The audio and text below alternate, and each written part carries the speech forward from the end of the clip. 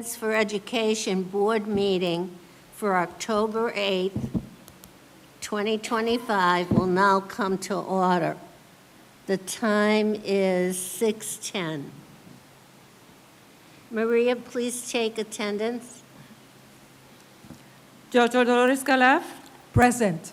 Elga de Leon, Present. Juana Matias, Present. Maria Muller, Present. Mayor Brian de Peña, Chair Patricia Mariano. Present. All right, could we all please stand for the Pledge of Allegiance?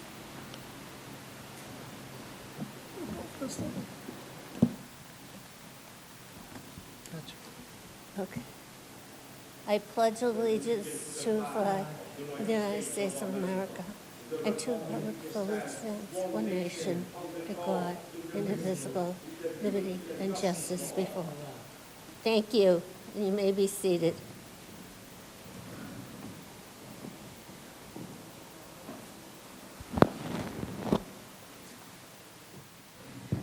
Before I begin, I would like to take a moment to apologize for the quick stoppage of last month's meeting. When it became evident that we lacked a quorum, we could no longer conduct business. Thankfully, all the necessary votes were taken before the meeting was suspended. We are doing our best to ensure that this will not happen again. Also at this time, I would like to present a letter of resignation from Arlene Garcia, and I'm going to read it. Dear Patricia Mariano, I am writing to formally resign from my position as a member of the Board of Lawrence Alliance for Education, effective immediately, today, Thursday, 9/11/2025. It has been an honor to serve alongside with such a dedicated group of individuals and to contribute to the mission of the Lawrence Alliance for Education. I am proud of what we have accomplished during my tenure and grateful for the opportunity to have been part of such important work. The decision was not made lightly, but due to personal reasons and work commitments, I believe it is the right time for me to step down and allow someone else the opportunity to serve. I remain committed to the ongoing success of the Lawrence Alliance for Education, and I am happy to support a smooth transition in any way I can. Thank you again for the opportunity and support. Sincerely, Arlene Garcia.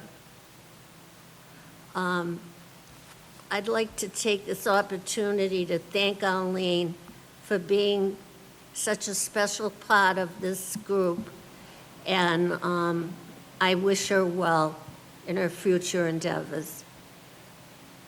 Any other comments? Okay.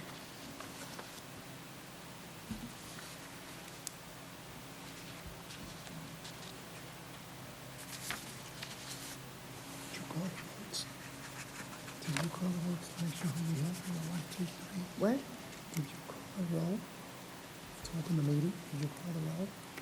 Did you call the roll to open the meeting? Find out who's here? We did. Okay. I must have missed it. Okay.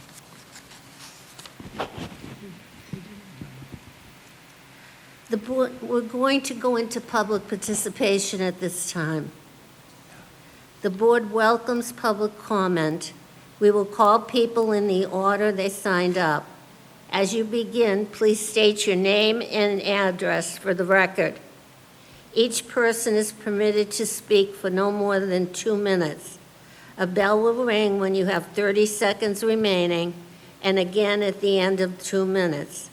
I ask that you please adhere to these limits. Inappropriate behavior will not be tolerated. If exhibited, we will turn off the microphones and the person will be asked to leave the meeting. I'd like to remind everyone that during public comment, the board is in a listening mode, and as such, board members do not respond to comments made.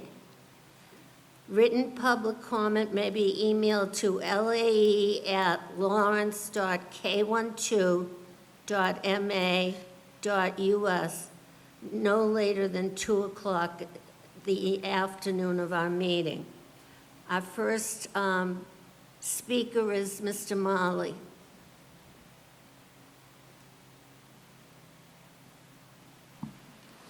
Good evening, honorable members. Humayun Mali, 53 Chester Street.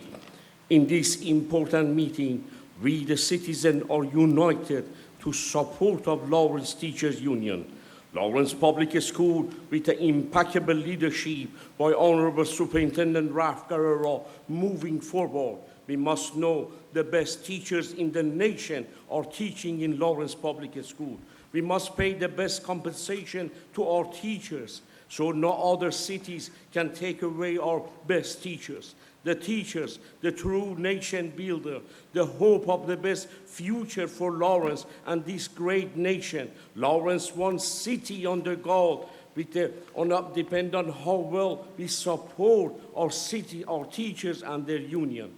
The teachers who inspire the whole world, the teachers who educate the children of Lawrence. Lawrence teachers, you are number one because of your hard work, because of your dedication. Children of Lawrence have a bright future. Lawrence always is strong. Lawrence always unite. In this important academic year, we pledge to support Lawrence Teachers Union. And as the great Nelson Mandela said, education indeed the most powerful weapon to change the world. This change is only possible if we support our teachers' union. Lawrence teachers, thank you for excellent job. Because of you, Lawrence will rise again. Thank you, Mr. Marley. The next speaker is Dr. Dolores Calaf. Yes, would I do it from here, or do I have to go over there? Can I do it from here? Okay.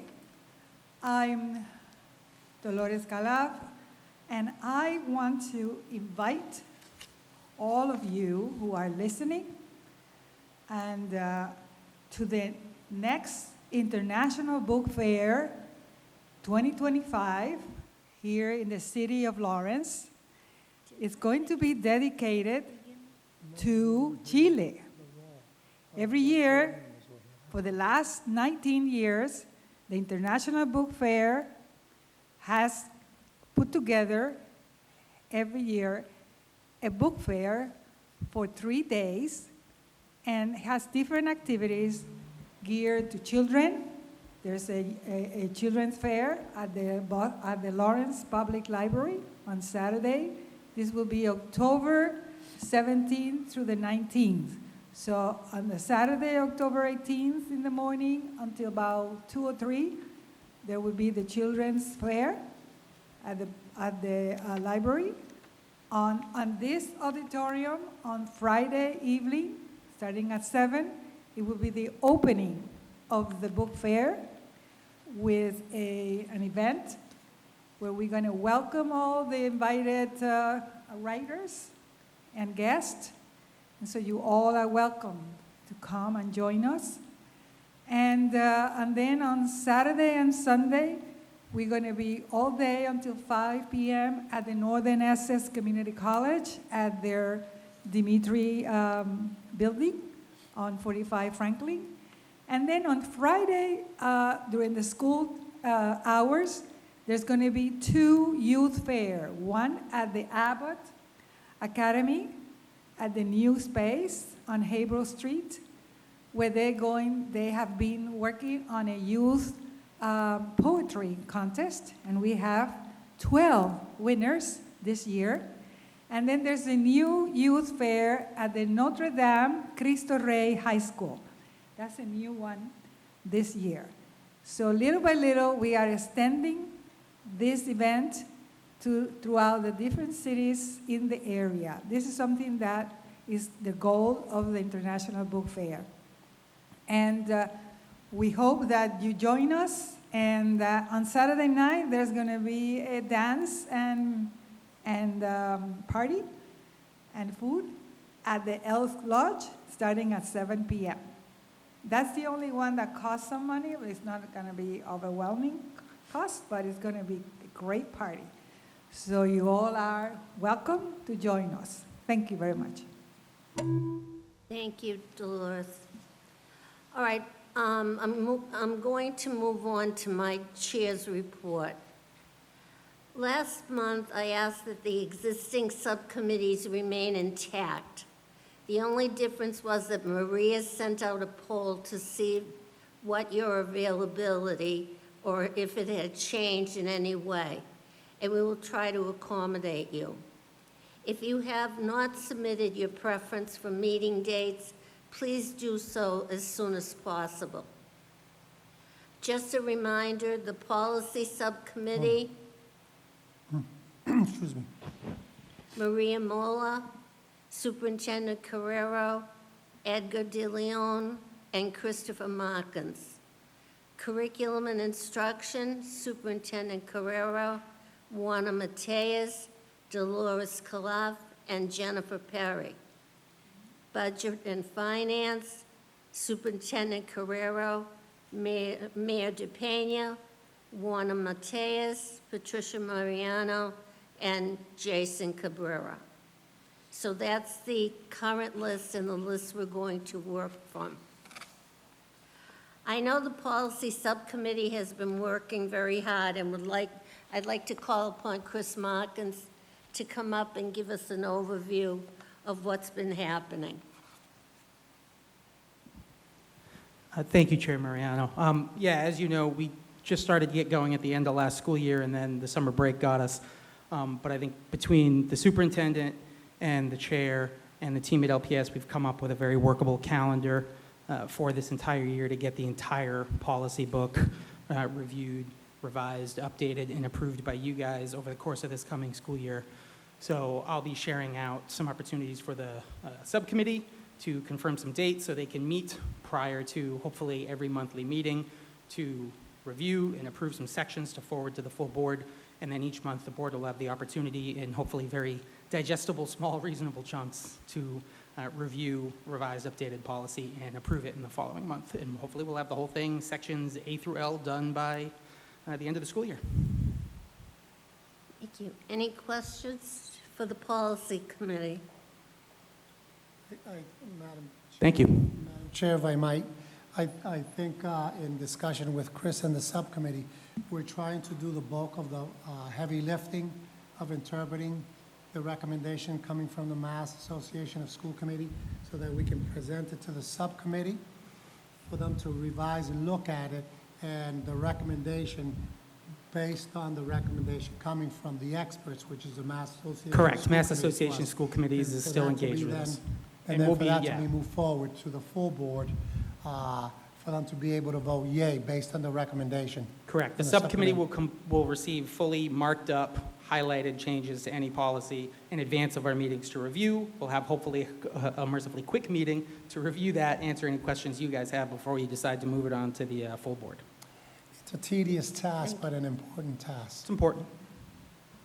Thank you, Chris. Next, under my report is the superintendent's evaluation. I think we tried this last month. We tried it. Okay. We failed for some reason. I don't know. End of the cycle presentation. Last month, we had adjourned before we had the opportunity to discuss the superintendent's end of the year report, as well as the template for his evaluation. Let me tell you, this is exciting reading of these 29 pages, two-sided document, okay? If you are having a sleepless night, feel free to indulge, and you'll see that it's exciting work. On a serious note, Madam Chair, in going through the exercise of writing down my first year as superintendent and looking at the standards that we have, I felt quite proud that we have accomplished a lot in terms of preparation for all of the challenges that we have faced in coming today and hopefully preparing for what I believe will be a opportunity within short time, within this next calendar year, calendar year, of having discussions with the Department of Education of perhaps demonstrating that Lawrence is on the right track of coming out of receivership. But nonetheless, what I've tried to do with the document is taken the document that we developed, submitted as what my goals were going to be for the year. On the mid-cycle progress status, we used the same document, and I've checked off to the board back then if these initiatives, key practices, were in progress, substantially completed, or not addressed. So that you could track along, I've used the same document and we've added a final column that says end of the year report. So you could see my tracking of where I was at mid-year and where I am at the end of the year. The areas that obviously the superintendent needs to write and report to the board about is the first superintendent's goal of conducting a comprehensive assessment of the district-wide vision for instructional practices to determine its alignment with student achievement outcomes. The goal is to identify strengths, gaps, and areas for improvement in the district's instructional vision and how it supports academic success. So the indicators are in blue, and the key practices that I have implemented are all written on each area of the key practices. If there are areas that I needed to submit data of evidence of how it's being tracked, they're in the blue color, okay? So that's the way it's laid out, all right? You'll see that the instructional has obviously one of the most important points, and there's probably 5 pages of instructional practices. Moving on to your second goal, which is management and operation, is making sure that the superintendent has a goal to foster the learning and growth of all students and support the success of our staff by ensuring safe, equitable, efficient, and effective learning environments. Through the strategic use of resources, we will implement appropriate curriculum and staffing to meet the needs of our school community and promote excellence in education. Yeah, what does that mean? There's a lot there. But the indicators are as such. Here it includes your strategic use of resources. You'll see evidence of budget alignments in your key practices that moves along. The areas that we're monitoring in terms of making sure that we're looking at all students, not just mainstream students, but special education students, and obviously multilingual students. Again, in tracking them, if you see, you'll see evidence of where I have tracked it and the areas or instruments that we have used to perhaps changed or discussed that way to look at that, okay? Your third indicator is family and district administrator goals. Lawrence Public School will promote the learning and growth of all students and the success of all staff by fostering effective partnerships with families, community organizations, and other stakeholders. These collaborations, are essential to advocating equity, ensuring every student has access to resources and opportunities needed to succeed. By working together, we create an inclusive environment where all students feel free, feel a strong sense of belonging and empowering. You will see along this standard all of the key practices that either we implemented, we changed, or we made recommendations for. As you know, each board meeting when I come in and I talk about different types of things, you hear about some of these initiatives and the things that are going on. So again, as you go through the document, you'll be able to track and see evidence of the things that we've done to meet meet each one of these areas within that particular standard. The last standard is professional culture. That is to plan and lead well-organized, engaging meetings with a clear purpose, focus on meaningful issues, and involve participants in thoughtful and productive discussions and deliberations on essential school matters. Ensure that the policies and practices foster all environment where staff members and students can interact effectively within a cultural diverse community with respect for each individual's background, identity, strength, and challenge. The most recent one that I've talked about on several occasions is our immersion program, where we've solicited and sent 10 members of our faculty to an immersion program to the Dominican Republic.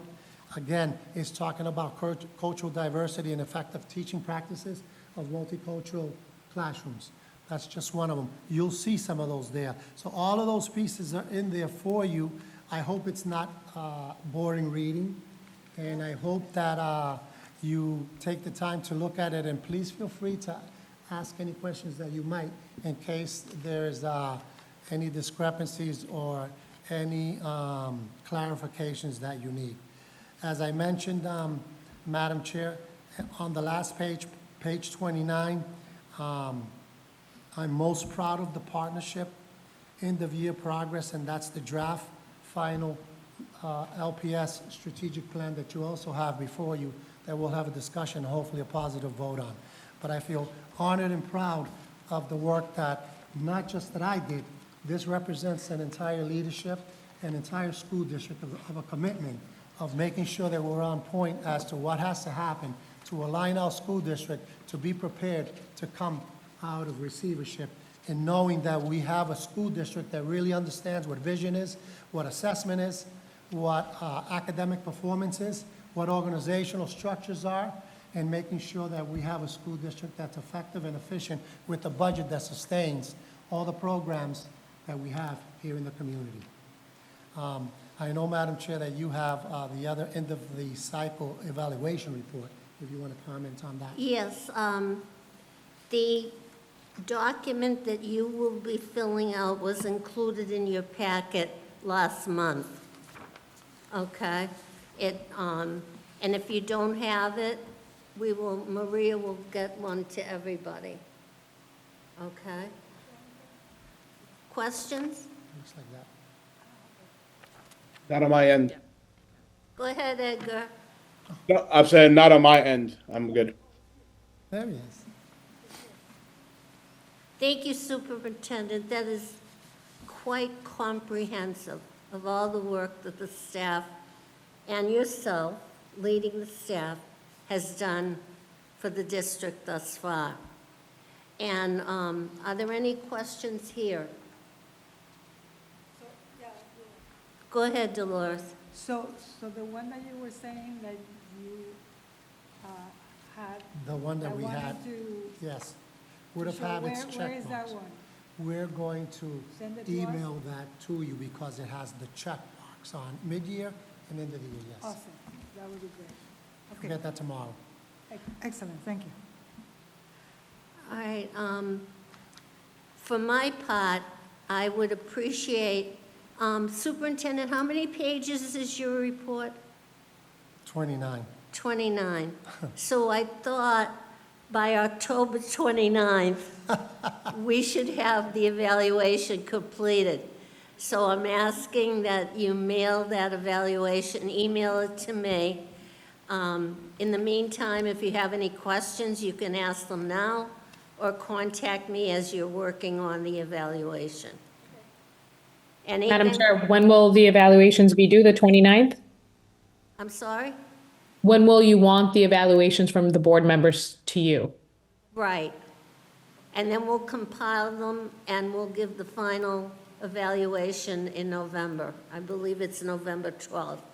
So she, She's asking if you want it by October 29th. I'd like it by October 29th so we can work on them. Excellent, thank you so much. Any other questions? Okay, moving on. The votes that are required this evening, we have 5 items. The first one being the MCAS competency determination revision. Could I have a motion to open this up for discussion? So moved. Second? Second. Thank you. Madam Chair, for the board members' orientation, because I know that we did this before, so they might be familiar with the terminology, but we've had to go back to do revisions. And we have Dr. Lynn Kateris here to bring the board through real quickly in 10 minutes of what the revisions were, so that the board can feel comfortable as to what those revisions were and why. So we do have with us Dr. Lynn Kateris. If you would, Great. please. Welcome, Dr. Kateris. Thank you Thank very you. much. I appreciate the time. Could I please take a vote to open it for discussion? Juana Could I have a Matias. motion, please? So moved. Thank you. Second? Second. Maria, please call the roll. Dr. Dolores Calaf, Yes. Edgar de Leon, Yes. Juana Matias, Yes. Maria Muller, Yes. Chair Patricia Mariano. Yes. Okay, you're on, Dr. Kateris. Thank you. So I appreciate you having me here tonight. We were here last spring, and we did our initial competency determination after that initial vote. That was in November. And then in July, DESE came out with a new set of guidelines to how we needed to update our competency determination policy. So if you could go to the next slide. So I tried to put together in the slides the difference between what we had voted on, or what you all had voted on, and what's been updated or changed to make it easier. So as we know, the background, the November vote eliminated MCAS as a competency determination for students to graduate high school. In the updated guidance, the DESE has added that in addition to satisfactorily completing the relevant coursework, as they had indicated before, we now also have to have students show mastery of skills. So that's a key piece that's been updated. In addition, DESE has included that in the class of 2027, so not this year, but the following year, we're also going to need to add U.S. history as a competency determination subject area. So if we look here on this slide on the left, our current language says, and this again was what DESE had shared with us last year, was that we needed to have students taking courses in English 9, English 10, Algebra 1, Geometry, and then one of the sciences. They updated that language in the requirement, and so on the right side of this slide, you'll see that now it says our English language arts can be 2 years, grades 9 through 12. It doesn't have to be just 9th grade English, 10th grade English. They've also updated math, can include more than just Algebra 1 and Geometry. It can also include Integrated Math 1 and Integrated Math 2, again, taken in grades 9 through 12. Science has basically stayed the same. And then you'll see here also just talking about needing to add that U.S. history for the class of 2027. So for not this year, but the following school year. So how do we show mastery of skills and competencies? We had some discussion. We met as a high school team. And what we determined was that we were going to use the final assessment of those courses that students took. So for instance, if a student is taking Algebra 1 as that core competency, the final assessment for that class would count to show mastery of that content. They could also, however, do like a portfolio or do a final project. All 3 would count, and we would use our district's grading policy to determine whether they actually demonstrated that mastery on that final assessment. They also asked us to update if there were alternatives to the competency determination. This was not an option last year. But they have now added that in limited circumstances, when we are unable to document whether a student has actually met the coursework and that, and understanding of that coursework and the, excuse me, lost my train of thought, the mastery of skills, they can take MCAS. And we can use MCAS in those limited times to, if they're meeting expectations or exceeding expectations, we can use that as a competency. But it's really only in limited circumstances that we can do that. Another updated language, before transfer students, again, in the old policy, it was just that they needed to pass those coursework, and now they have to also demonstrate mastery. So when we're looking at the transcripts for students coming in who have transferred in, we have to also look to see, have they demonstrated mastery of those courses? We also needed to update our language around our students with disabilities and our English language learners. So for students with disabilities, the key for this language is making sure that if we have students who are educated out of district, so we have some students with disabilities who might be going to schools out of district, we are still responsible to make sure that students have every opportunity to meet the competency determination to earn a high school diploma. So this is really much more around making sure that we know who those students are and working with those out-of-district schools to make sure that we are addressing those competency determination needs with them. For the English language learners, this is really important for us. This was a huge consideration from DESE that we're really appreciative of, and that is they have now indicated that our ESL courses that students take when they come to the high school can count towards that English requirement if we can show that it includes both the ELD standards and those English language arts standards that would be considered that 10th grade standard. So we can get credit, students can get credits, our new students coming into us can get credit for that English language arts requirement through an ESL class. That's really important for us. We also have an update to the appeals process. Students and parents or their guardians can appeal a district's decision about competency determination. You can see here we put a process in place that they must appeal in writing to the principal of the school. Within 10 school days of receiving that written request, a meeting will be scheduled, and they have the opportunity to present evidence to indicate why they believe they did meet the competency determination requirements. And then a formal decision from the principal will be provided to the student and or their family within 5 school days. All final decisions are based from that principal or their designee. We've also updated how people can request a diploma. As we indicated last year, when this went into effect, it basically said anybody who attended high school between the years of 2003 to 2024 is eligible to request a diploma if they did not have one because of MCAS previously. So we currently have the system in place now.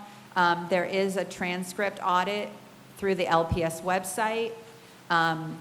They can request that audit. So again, these are people who met the high school graduation requirement but did not pass MCAS prior to 2024. We still need to look at that transcript audit to see if they had the right courses. And now we also have to continue to see, did they demonstrate mastery of those skills, which is the new additional piece that has been added this year. So within 30 calendar days, we'll look at that request, and people will be notified within 45 days if that request for the diploma was approved. Again, all final decisions awarding an individual diploma is at the discretion of the building principal. that Thank you, was it. Lynn. Any questions from the board? Madam Chair, through you, my only question, Lynn, is when you talked about the mastery of skills, how you all came together to define what that looks like for our school district. How does our mastery of skill definition compare to other school districts? So we did have DESI reviewed this policy just to give us some feedback, and they gave us some quick feedback on what we wanted that to make sure we said for in terms of our grading, but it sounds like it is what a lot of other school districts are doing as well. Okay, so this, our mastery of skills definition, DESI has approved or like kind of given a green light on? So initially, our DESI liaison gave us a little bit of feedback and then said to move forward with it. We do have to, once you vote on this, we do have to submit it to DESI by December 31st for final approval of it. But tentatively at this point, our DESI liaison gave us the green light. Okay, great. And ultimately, you would need DESI approval to move forward in terms of executing on it. Correct. Thanks.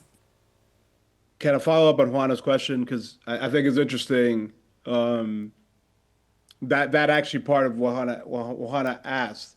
So is there going to end up being a rubric for teachers to follow to then make a decision on whether or not somebody meets standard or mastery, et cetera? Like, how does this work? Because I keep hearing we. I'm assuming those decisions are made by the teachers. I'm hoping it's made by a rubric that everybody shares. How is this being done?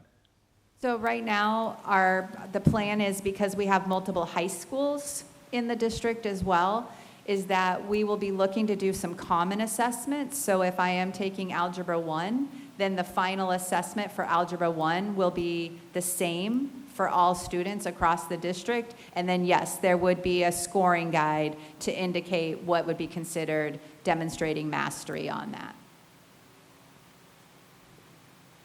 So if a student is taking Algebra 1 at the high school and Algebra 1 at the High School Learning Academy, the curriculum is the same, standards the same, grading policy is the same, correct? I believe that's correct. That is correct.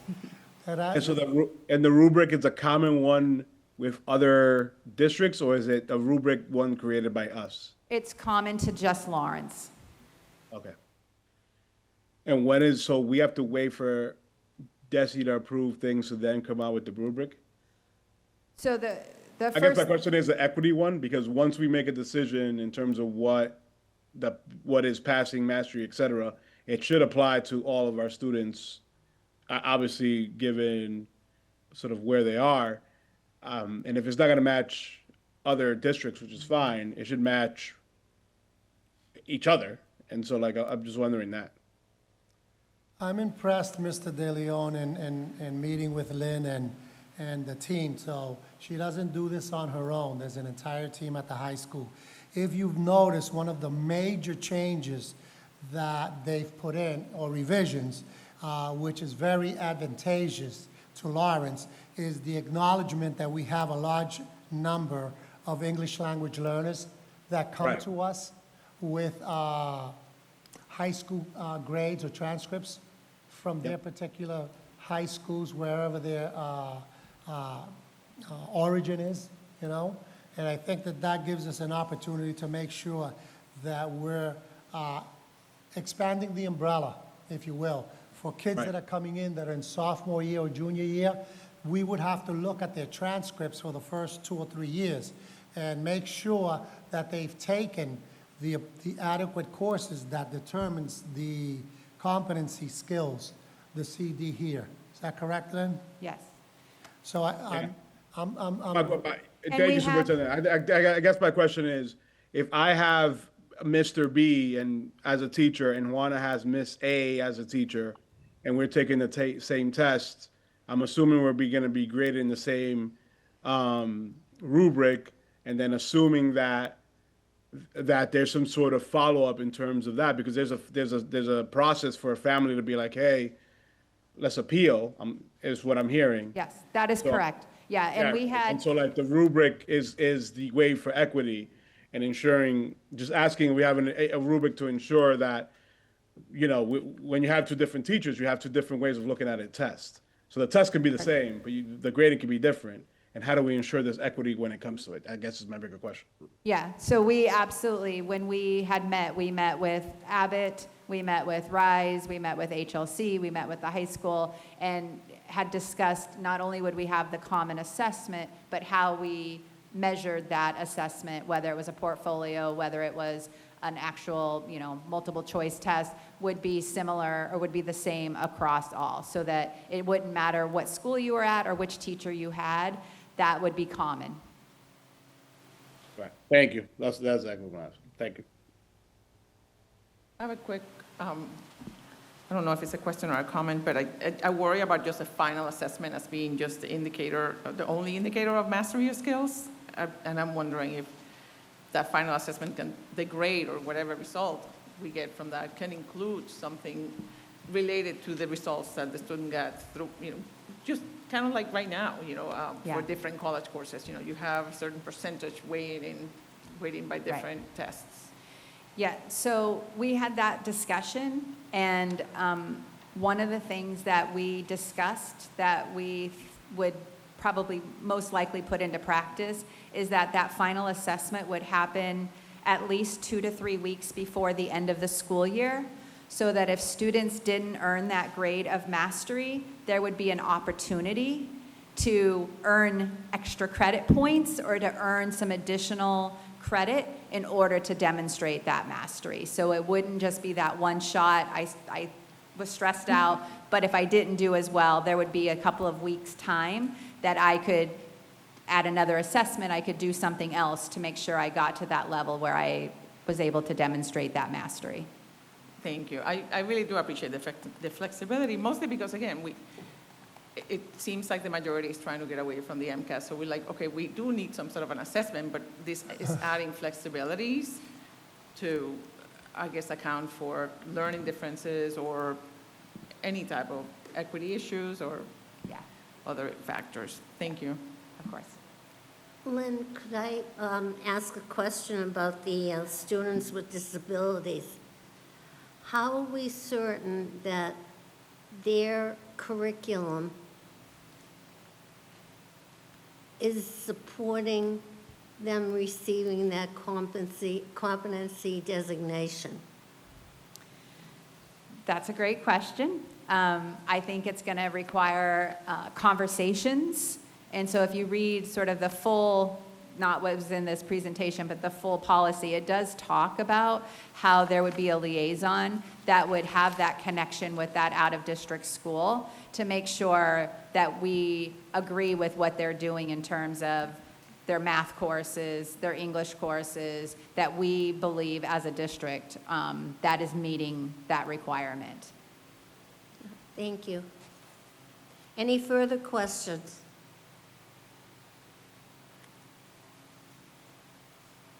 Okay. Hearing none. Could I have a motion to, you want an approval? Yes, ma'am. Okay. To approve the revisions to the MCAS competency determination. Could I have a motion? So moved, Madam Chair. Second? Second. Thank you. Maria, please call the roll. Dr. Dolores Calaf, Yes. Edgar de Leon, Yes. Juana Matias, Yes. Maria Muller, Yes. Chair Patricia Mariano. Yes. Motion carries. Thank you very much. Thank you, Lynn. Moving on, could I have a motion to discuss the final version of the strategic plan for 2025 to 2030? So moved. Thank you. Second? Second. All right, Maria, please call the roll for discussion. Dr. Dolores Calaf, Yes. Edgar de Leon, Yes. Juana Matias, Yes. Maria Muller, Yes. Chair Patricia Mariano. Yes. All right, Superintendent? Yes, Yes. thank you, Madam Chair and members of the board. I hope everybody has a copy of the strategic plan that says 2025, 2030. I know that we had a presentation last week by our consultants from Education Resource Strategists, who's a nationally known foundation and work with the Department of Education. They worked with us for the last 11 months to ensure that we put together a visionary, obtainable strategic plan that will guide us with the overall work for the next 5 years. During the presentation, Madam Chair, I recall you mentioning that you were concerned about how did we roll that out, how did the constituency groups get selected, and are we still reaching out to the constituent groups? Since that time, we went back and met with all of our principals that were part of the process.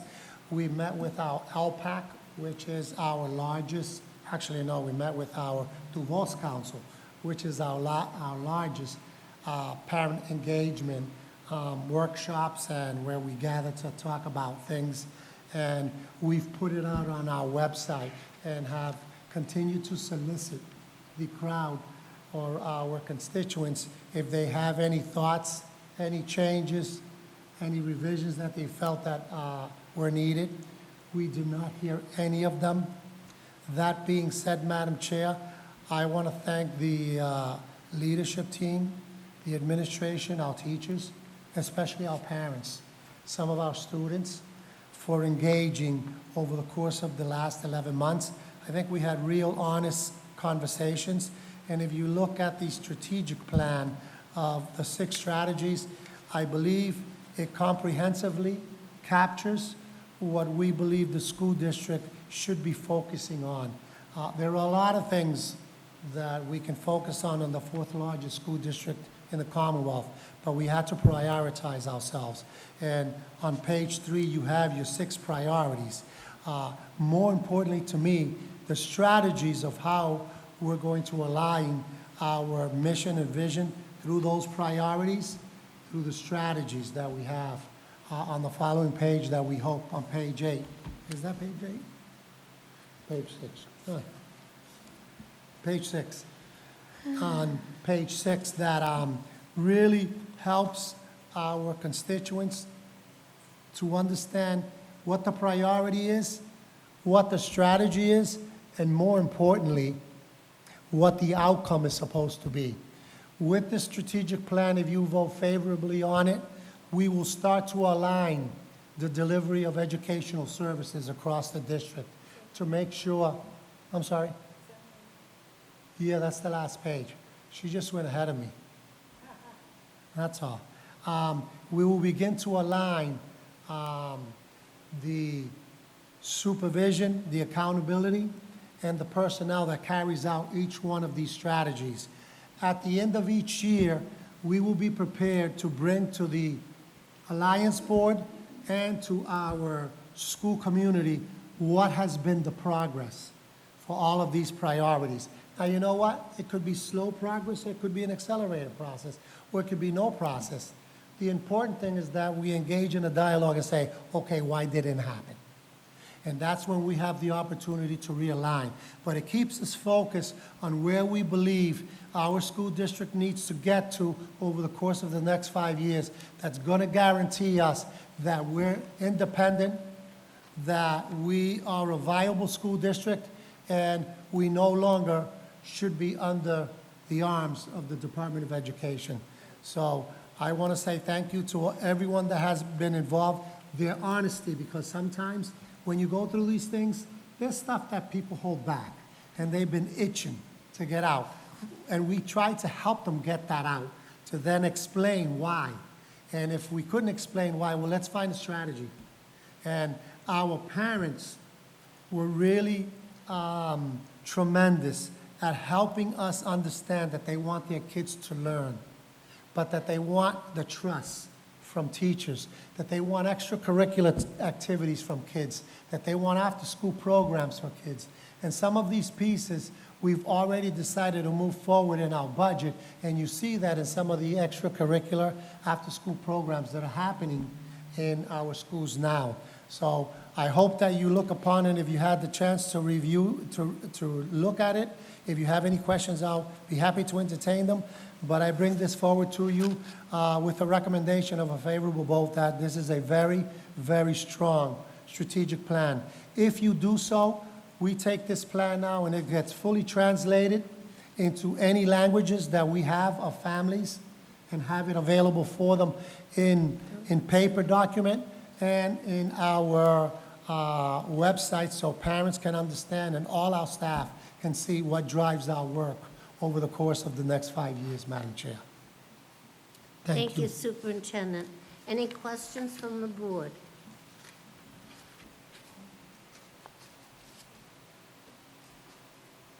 So if we approve, Madam Chair, through you, so if we approve the strategic plan today, this is a 5-year outlook for the next 5 years for the school district. That would be correct, Ms. Matias. And has this strategic plan been reviewed by DESI? Yes, we have sent them a copy of it, and yeah, they provide input. We've been transparent about it. We've looked at every stakeholder that we have, and we wanted input from everybody. So they did offer a couple of tweaks that we put into the plan, so I think that they're feeling comfortable with it. I did meet with the new commissioner, Ms. Matias, one-on-one, and gone over each piece of the strategic plan. Helpful. And my last question would be, did we include our turnaround plan metrics and requirements in this? Yes. Even though we're thinking about potentially getting out of receivership, we're not there yet. So are those metrics there? Great point. That's exactly what the commissioner said, to make sure we look at the turnaround plan and that we're able to mesh it together so that it's a seamless transition as we move on, like in year 2, okay?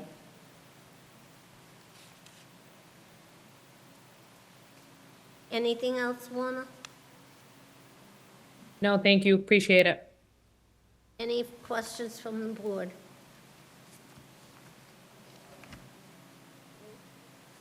So now, in your experience, what would you say is when we're going to be ready to be doing that? In conversation with the chairwoman, I think we've come to a conclusion. It's a moving target. That's not helping me. It doesn't help us either. But yes, I mean, we dreamed of some specifics, but, you know, there are things that need to happen in the community that are out of our control. The governance structure. We don't have control of that. And that's being moved through, worked on, deliberated, discussed. Okay. So that's what we have to wait for. We don't know. And even when that happens, remember we talked about there's a training piece for new board members? We don't know how long that takes. So we've come to the conclusion that it is a moving target. We feel that we got a tremendous LAE board. We'll continue the work of the district for the children. And we hope that they start with compensating you guys first. So imagine if there's going to be any change, there would be some kind of some time in between, right? So that there would not be a mismatch, you know what I'm saying? I can say that I think that the Department of Education is very comfortable in their mindset of having a strategic plan so you can hand off to whatever that next board is, so that there's continuity of what the priorities are, what the strategies are in moving the district forward. So they just don't throw the baby out with the bathwater, all the work that's been done, and try to go down new trailblazers. So having a strategic plan, handing it off and helping them interpret it of how it's working, I believe is the right move also to do. But we do not have a set date. Oh, If I could interject, Dolores, I think we're at a point where we're putting our best foot forward with this plan, and hopefully the powers that be surrounding us will go along with that and agree, that this is something that's worth following. It's very, very well written and holds the best for the kids. And I was impressed with it. Well, I guess along with the the results that we're seeing, right? And the difference I see in how the schools are doing, right? That's also something that has to be considered, right? Because if we seen that they are now we have less absences, right? Correct. All of our All those different measures, things, exactly. correct, of our accountability plan, we've been able to hit all strides. Now, let's not confuse with the academic performance, we know that. But when we first started this, we had let me talk to the resident historian. Where's Ms. Wrangler? When we went into receivership, how many schools were below the 10% in the district? Approximately 15 to 20? Maybe. Yeah? Is that correct? You can nod your head. We don't have to, we're not going to beat on you. Was it about 15 or 20 that were in the lowest 10%? Wow. Now, in terms of progress, I believe we have 8 to 10 schools, Dr. Kateris, below the 10 percentile, the state? Five? Five. There you go. So- So Lynn says to me, Mr. Carrero, I think in 3 years, So we should be 50% have increased. Lynn, would you come up to the microphone, please? You get a 2 for tonight. So in 2024, we had 7 schools that were below the 10th percentile, and we had 2 schools move out this year. The Arlington Middle and the Bruce both moved from the below the 10th percentile up into the Arlington moved to the 14th percentile, and the Bruce moved to the 11th percentile. So going into this year, how many schools are below that percentile? 5. 5. So, When we first started this, we were in double digits. Yes. So while we understand that academic achievement across the state is not where it should be from before the pandemic era, and we know that Lawrence has a pervasive number of poverty in our families, and it takes a lot more work to move them along. The fact that we don't look at that measurement, we look at our schools are growing. The work is being done, and we're moving our schools out of the bottom. So those are indicators that the Department of Education will also look at when they look at our metrics. Our attendance percentile in the elementary grades is in the 90th percentile. Last year, we were highlighted in the Boston Globe for being one of the school districts that had a significant amount of students move out of chronic absenteeism. Our graduation rate is phenomenal. Our number of students taking AP courses are phenomenal. All of the indicators that they've put us in receivership, we're very comfortable that we can hold our head high of the work that's been done in the district. Now it's about what's the plan forward. So when we argue with them and defend the work that's been done in this school district, I think we could do that proudly. I can't do that with the governance structure. and I guess we have to do some kind of a paper and document it and printed to demonstrate the, you know, The chair, the the chair and I history, got a couple right? of tricks up our sleeves. to put it so that Even if it falls on others deaf ears. learn from this experience, because it's been unique. Well, I think that each community that is in receivership is in a unique situation. Absolutely. They have their own experiences, and I won't judge them. No, of course. I will judge LPS, and my judgment on LPS is that we have really started to do the work that is significant that we can be proud of.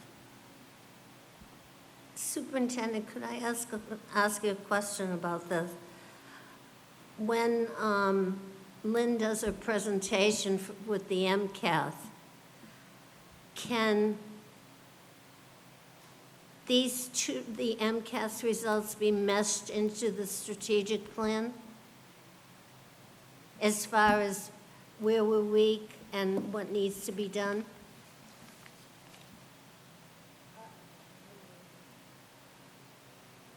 I'm trying to find that on the accountability piece or coherency. Where are we? I had circled it at home. Unwavering belief in every student's capacity. What does that translate to? Yes, well, you know what? We believe that every student can learn. And our mission is that we are committed to empowering every student to excel. Let's have a discussion of what that means. So I think it's interwoven, that achievement has to happen. And I think that as they delve into more dialogue and strategies and planning with the academic faculty, I think it's our goal to help our faculty understand what student achievement is, how to measure it, how to progress monitor it, which is the reason why we have our system-wide MTSS system to be able to monitor student progress, tiered focus instruction, so our most neediest kids get our most deserving experienced teachers to do that work for interventions and to support our students. So I think you're absolutely right. We can't lose focus of that.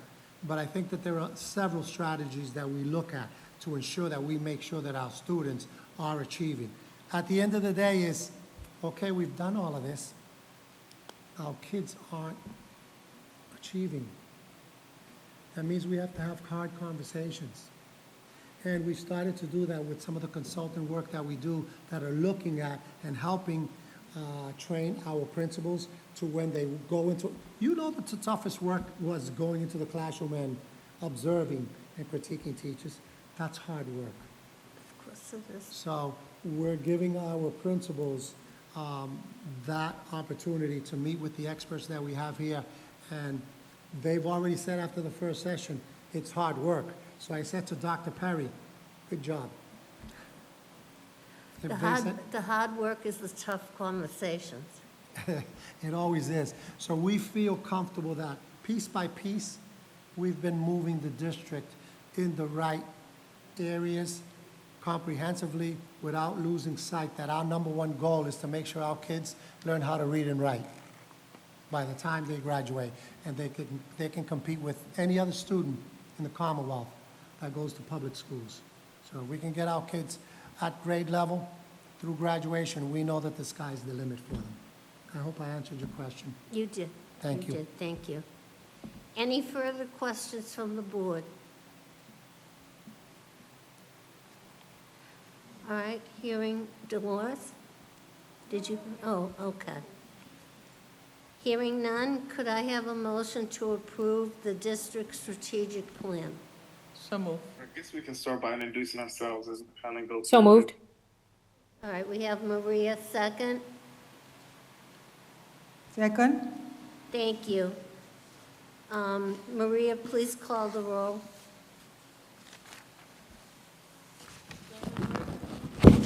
Yes, Dr. Escalaf, yes. Edgar de Leon, Yes. Juana Matias, Yes. Maria Muller, Yes. Chair Patricia Mariano. Yes. Strategic plan passes. Congratulations. I thank the board for the support, the approval, and it's exciting work that we're about to embark on. But we're going to show you some tremendous results in just 6 months. We're committed to it, and I think that we're going to continue to tote or toot our horn as to, come on board, help us, okay? So thank you for your vote of confidence on the strategic plan. A lot of work went to it, as I said, 11 months, and the consultants. So thank you. All right, the next item requiring a vote is the use of facilities, and you have an attached, Yeah. We do have our director here that handles facilities, that she negotiates and doesn't get good vibe when she says no to them when they don't adhere to what the policies are. I know that we discussed that a couple of months ago, but this is a new set of them. There she is. all right, could I have a motion to discuss the use of facilities and attached requests? So move. Thank you, Maria. Second? Second. Thank you. Maria, please call the roll. Dr. Dolores Calaf, Yes. Edgar de Leon, Yes. Juana Matias. I saw her stepping out. Maria Muller, Yes. Chair Patricia Mariano. Yes, motion passes. Thank you. Oh, I'm Welcome, sorry, we're open for To discussion. discuss. Welcome, Ms. Hernandez. Good evening, board members, superintendent. So we have 5 requests for approval tonight. I can go one by one. One is to use the gymnasium at the Weatherby School for basketball games. It's a nonprofit organization that every year typically rents our space at the Weatherby. We present this to you with a favorable recommendation. We also have a performing arts center that this is their second year doing their dance recital with us at the Lawrence High School Performing Arts Center. They're requesting dates in December. The facilities is available, and just like the prior one, they've also met the requirements of providing their insurance for liability and all of the stuff that we require. We also present this to the board with a favorable recommendation. We have 2 requests from the Community Day Charter Public School. They usually use our Partham School for their violin concerts in December and in May. The space is available. We also present those 2 items with a favorable recommendation. And last but not least, we have the Lawrence Elks Hoop Shoot. It's a basketball competition day for Lawrence kids from grades 5 through 8. One-day event on a Saturday, November 8th. They are requesting the Frost School Gymnasium that is also available for that day. And we are also presenting this to you tonight with a favorable recommendation. Thank you, O'Donis. Any discussion? All right, could I have a motion to approve the list of school facilities that have been presented to us from the school department? So moved. Thank you, Warner. Second? Second. Thank you, Edgar. Maria, please call the roll. Dr. Dolores Calaf, Yes. Edgar de Leon, Yes. Juana Matias, Yes. Maria Muller, Abstain. Chair Patricia Mariano. Yes. Thank you. Motion carries. Thank you. Thank you. We'll move on to the minutes. Could I have a motion to review the meeting minutes of June 11th, 2025? So move. Thank you, Maria. Second? Second. Thank you, Edgar. Maria, please call the roll. Dr. Dolores Calaf, Yes. Edgar de Leon, Yes. Juana Matias, Yes. Maria Muller, Yes. Chair Patricia Mariano. Yes. As you read these minutes, are there any corrections or omissions that you'd like to take note of?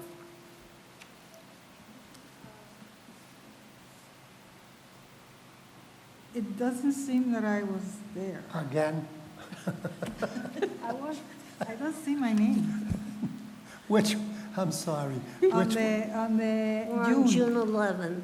I know that at our last, I don't she see wasn't my there, right? name in any of the, Maria checked. Yeah. in any of the yeses. But that's June 11th. In June, Dolores, Maria Apparently, I checked. was not there. You were there. ¿Verdad? Pero tú no estabas ahí, So, so she checked. All set? Any further discussion? Could I have a motion to approve the June 11th minutes? So move. Thank you, Maria. Second? Seconded. Thank you, Juana. Maria, please call the roll. Joe Dolores Calaf, abstain, right? Edgar de Leon, Yes. Juana Matias, Abstain. Maria Muller, Yes. Chair Patricia Mariano. Yes. And the last item that requires a vote are the minutes from September 10th, 2025. Could I have a motion to open it for discussion? So move. Thank you, Maria. Esa tú la pides. Seconded. Joe Dolores Calaf, Yes, yes, yes. Edgar de Leon, Abstain. Juana Matias. This is to open up for discussion, not approve the minutes, right? Right. Correct. Oh, Yeah. if to approve, I say yes. I'm sorry. I thought it was to say. Yes, as well. Yeah. Maria Muller, Yes. Chair Patricia Mariano. Yes. All right, as you look at those minutes from last month, September 10th, 2025, are there any corrections or omissions?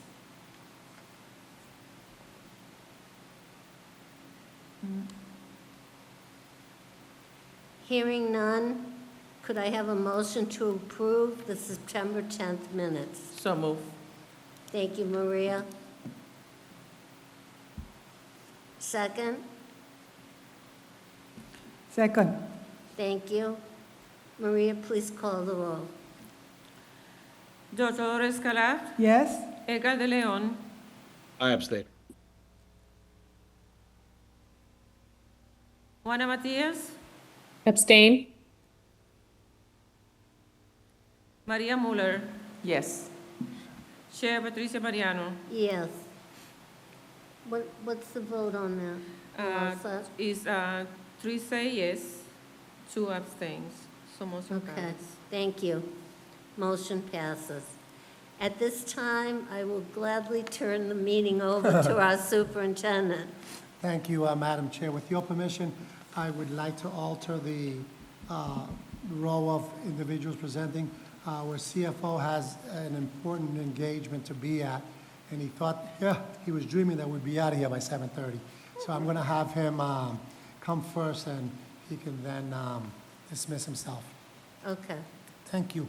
Finance update. Thank you, Superintendent. Good evening, Madam Chair, members of the board. Glad to be here. It'll be a brief presentation about our first quarter.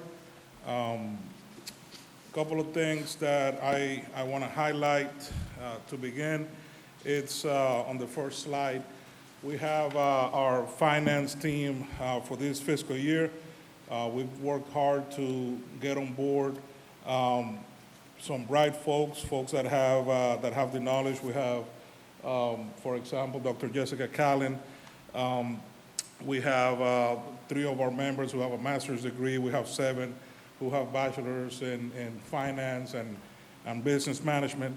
So, and then we have a few that have specialized certifications like, certified public purchasing officers and advanced accounts payable professional certificates. So we've done a lot with the team, making sure that we have professional, capable and the best team that we can have for the benefit of our children. The second slide is a little bit about end of year, fiscal year 25. For fiscal year 25, we're allocated $278,354,228. We had a carry forward from fiscal year 24 of about $4.4 million, which made our budget for fiscal year 25 $282.7 million. Happy to let you know that out of that, we spend 99.5% of our budget. So 99.5% of the budget was spent. I'm happy to say that that money was spent with purpose and meaningfulness. We looked at things that we needed. One of the things, I'll talk a little bit about some of the deficiencies that we fixed. As a matter of fact, let's go to that in the next slide, where some of the deficiencies that we tackled during fiscal year 25. One of them was the staffing of our department, making sure that we had a professional staff with a strong finance background.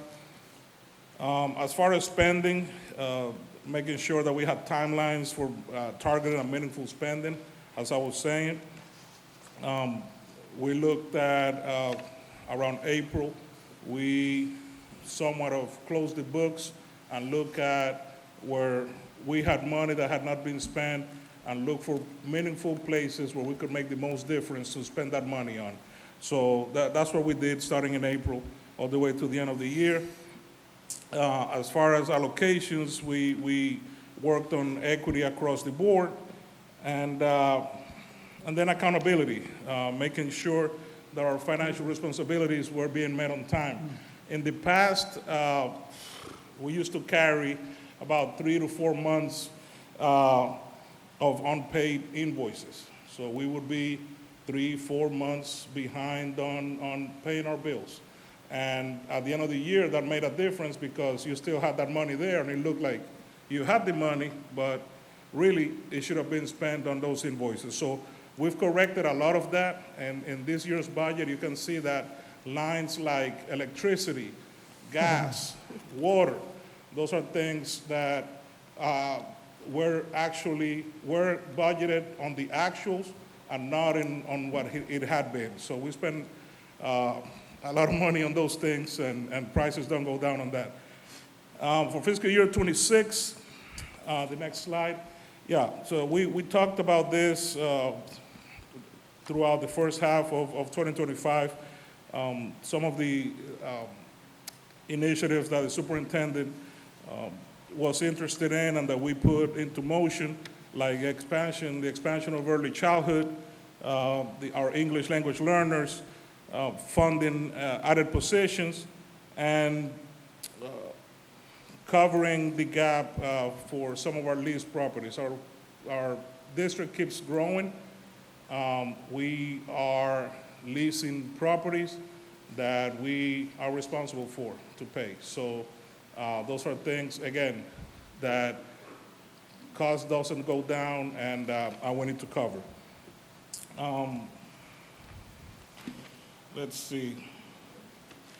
For fiscal year 26, some of the challenges that we have, and these are some of the things that we'll be talking about whenever I come up here, whenever I'm summoned or whenever we have our quarterly reports. Some of the challenges that we have, as we all know, is the raising costs of our goods and services. Those are affecting tremendously. If I can go to the next slide, please. Thank you. Those are affecting our transportation, facilities, and also educational supplies. We have 5 contract negotiations going right now. We closed 4 in the first half. I'm happy to say that I believe we did a good job at bringing a staff to the market value of our other like-place districts have. That includes our cafeteria workers, that includes our safety officers, that includes our LPNs, and We had another unit, SEIU 888, which are the ones that we have finished. Right now, we're working with five unions. Those are the teachers, the paraprofessionals, administrators, the clerks, and the custodians. So we have 5 right now, and I put that as a challenge because we are working with them and making sure that folks come up to the market value, but at the same time, we need to be fiscally responsible and make sure that we provide for our children what they need, right? Not just in some of the salaries. So, and then the other challenge is the obvious one, just uncertainty of federal funds. We get about $21 million. COVID funds have been 100% exhausted. So that means that we have $0 of the $50 million that we got during the COVID years. So that money is gone. That money was used, for example, to cover transportation costs. We use, in one given year, about $9 million to cover some of the transportation costs. We spent about $34 million on our facilities out of ESSER funds. That money is not there. So what do we do now? That's what, we'll be making decisions that perhaps are not the ones that we want to make, but are the ones that we need. I put a little example of transportation here, for example, and this is something that in education finance is being talked about all over the country. It's not just in the city of Lawrence. I put an article there from the state of Ohio, from Bridgeport, Connecticut, from Columbus City schools, and Youngstown, Ohio, and Deptford, New Jersey, and Chicago public schools. Districts that have had to cut their transportation for the children, for the students. That is true everywhere. There are districts around us where students have to pay to get on the bus. And the cost is not going down. So those are things, again, that we'll continue to talk. We just finalized our contract for this next year, and we're looking forward to working with our vendor and making sure that we continue to provide transportation for our children. But again, there was one given year that we used $9 million for transportation from ESSER funds. If we found ourselves in a situation like that, again, those funds are not there, so something to think about. The next slide is facilities. Again, $34 million of ESSER funds went to our facilities. Those are $34 million that we don't have today. So what do we do? How do we move forward to make sure that our buildings stay in the shape that they're in now for our children? So I have some deferred maintenance, aging infrastructures, funding gaps, supply chain costs. The American Society of Engineers, just a couple of months ago, did a study on the infrastructure of public schools and gave it a D+, and that is across the country. And our city is no different. We're not in a bubble. We're not different from anyone else as far as our finances. So we just need to be aware of these kind of things when we talk about money and understand that we are part of what's happening around us is also affecting us. And we need to start, being fiscally responsible and spending in those 6 goals and strategies that the superintendent put up here, making sure that our children get what they need. The next slide, fiscal year 26 fiscal outlook. For this year, we had a budget passed for $305 million. We carry forward that 0.5% of $1.5 million for about $306.5 million revised budget. Things that are closely watching, that we'll be watching this fiscal year is, again, the negotiations with our collective bargaining agreements, transportation and facility costs, federal funding, and also just staying within our budgeted allocations. That is all that I have, and I'm be more than happy to answer whatever questions you may have. Any questions? I just have one, and I have to go back. Yes, ma'am. How many staff members, newly staff members do we have? So let me ask you, and we have our HR representative here, but are you talking about newly Well, to the district or new positions or? funding added positions. So, yes. I was going to go backwards at it, Madam Chair, because we receive from HR on a weekly basis vacancies. We are at the lowest point in the last 5 years. So we have approximately teaching, 83 vacancies only. Remember, when I first started, we were at 500 and, We have 83 vacancies? that's it, That's it? yeah. They've been working. We've been working. I mean, I keep saying Lawrence Public Schools is the place to be. If you want excitement, we certainly can give it to you. But if you want a challenge, we'll give it to you also. But we, as, let me just mention that our CFO, he's such the fun guy. I compare him as when, a nice warm night, we go have an ice cream, and we say, let's get a large one, right? There's Dolores on this side, yeah. And then there's the CFO over here, he says, stick to the baby cup. We need to save some money. So, Mr. CFO comes into all our meetings, and he reminds us of this. But that is his work, that is his job.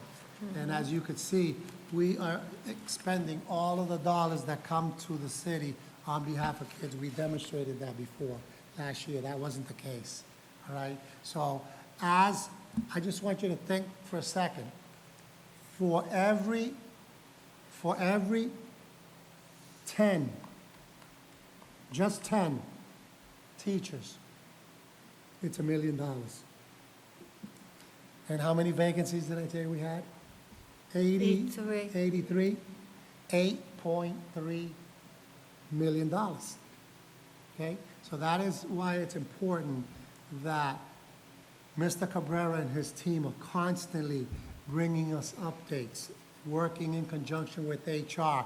So as the leadership team meets to where the priorities are, that we're mindful of where our gaps or where our limits are, so we stay within that.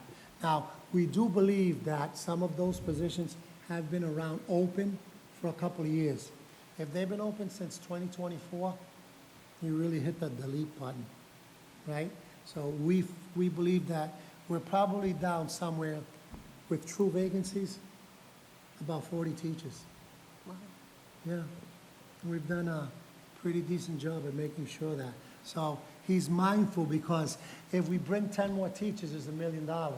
We also budgeted for negotiations, Madam Chair, and it's safe to say what we budgeted, the negotiating team, whatever, blew by that already by about $2 million. So we want to make sure that we're fiscally responsible. The key to this is the federal funds that we continue to receive through the end of the school year, because that's a huge impact, as you saw those numbers. If those numbers can continue to come in, we can come in on a balanced budget, and we can start planning accordingly. But if we plan accordingly, at least we have those projections that we can be fiscally responsible. So it's a balancing act, and I think that that's what he does on a daily basis with his staff. And he brings this to you as a quarterly reminder, and we will bring it to you every quarter, so that as we go into the budget season, you have a little bit of awareness of where we've come from and what our challenges are. Now, the subcommittee, are you able to meet with them on a monthly basis to share some of this information with them, so that when the group comes to these meetings, they're more aware of what's happening with the budget? Our first meeting is next month. Absolutely, Madam Chair. And I want to go back just 1 second. I don't have the exact number, but I can tell you that when we talk about adding funding positions, we're talking about the expansion of early childhood, funding that we put into English language learners, those kind of things. Student-facing positions that were added and funded. As far as the subcommittee, I'm more than happy to do that. I actually was thinking about every time, on a monthly basis, show you the graph of how much money we're spending on a monthly basis, right? On things like benefits, salaries, goods and services, those kind of things, so that we can keep track month to month. You can see, okay, we were here, and now we're here. One thing that we noticed last year was the peak in spending, which used to happen in June, it always happens in June because we pay more salaries in June because our teachers go home for the summer, but it was more of a gradual, linear increase, right? Because we were, again, when you do meaningful and purposeful spending, you're spending throughout the year for your school, for your department, for whatever, and the line doesn't look at the end like, oh, we have this money, we got to spend it, and then it goes like this, right? We kind of spent in a way that I feel was responsible, and that's what we'll continue to do. So I guess the chair announced different subcommittees, and I know that you and I and the chair are on it. All that's left is to come up with a agreeable date and time on the monthly schedule. So we'll get that done, and we look favorable to having those wonderful discussions of our budget. Thank you, Jason. Well, any other questions? Yeah, I just have a question and more of a concern. It looks like we have to spend more money. It looks like that we're making deals with our unions where we should, and we have to pay people appropriately. And yet, what Cabrera has to deal with is less money than we ever had because the city is giving us less. And I mentioned this in one of our last meetings, I think it was in June.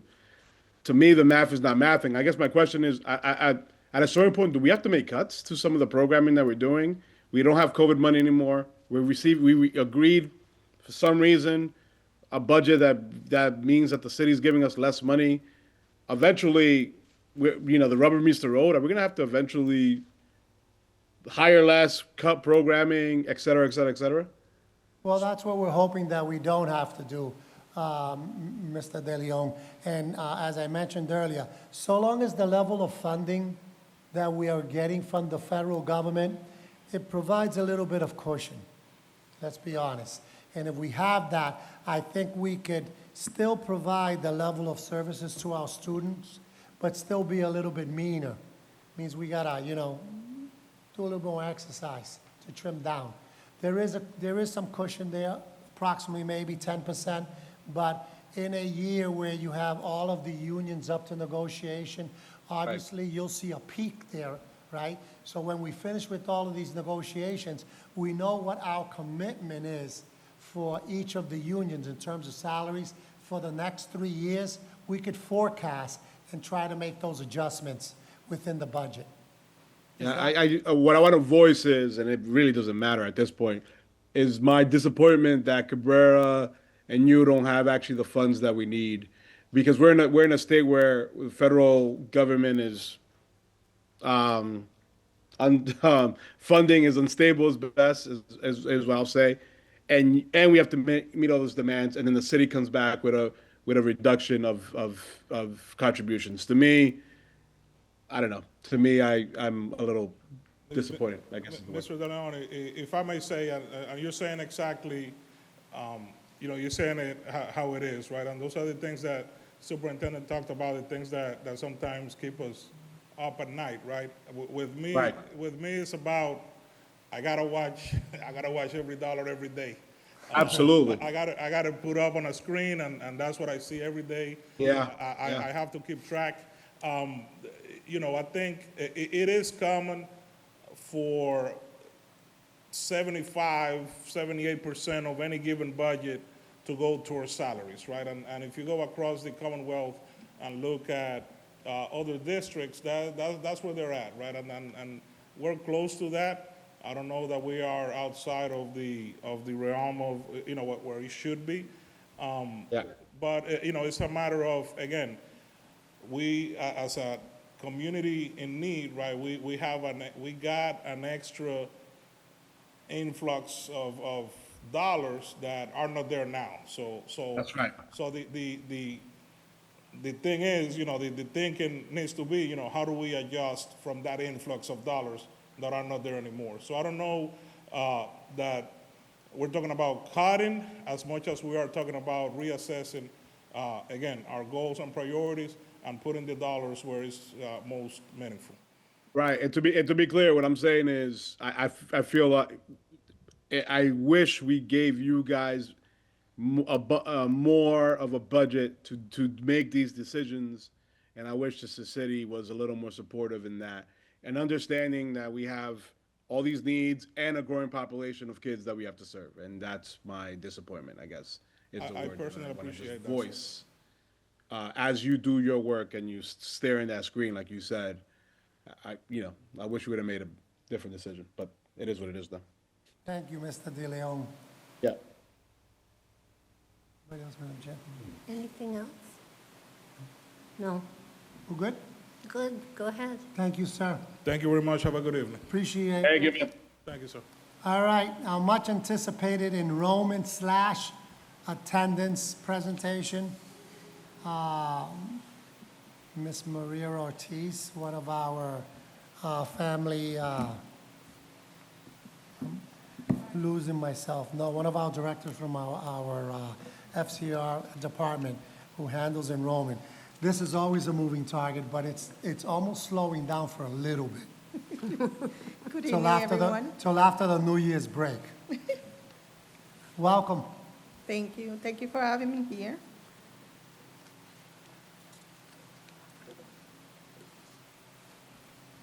This is also in our packets, okay? The first- What do we got for students, which equals how much money we have?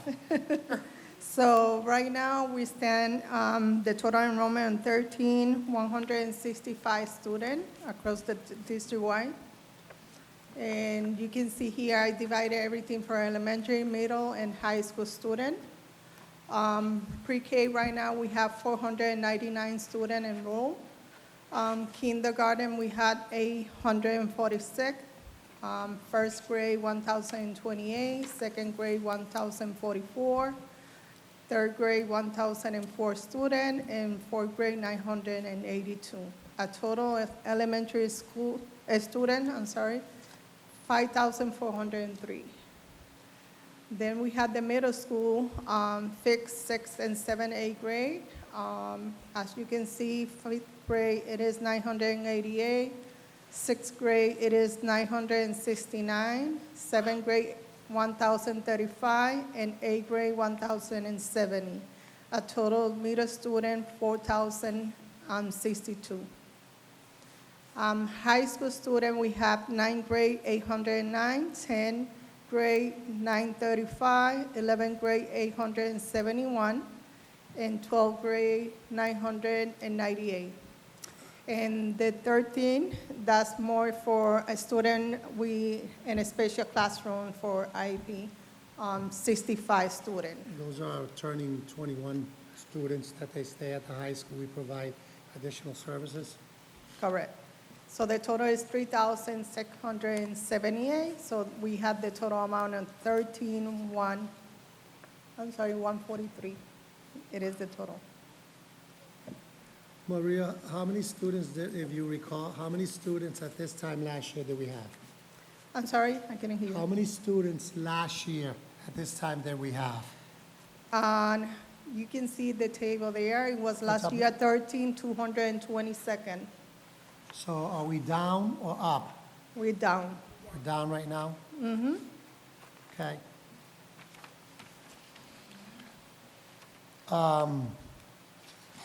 You want to continue on your second page? I think you have it broken down by the different schools, correct? Correct. This is the way that I monitor the grades and the cap at the school level. As you can see, numbers, they highlighted that mean those grades that are in whole due to capacity. So what we try to do normally is when we are over capacity, we try to assign student to the closest school neighborhood.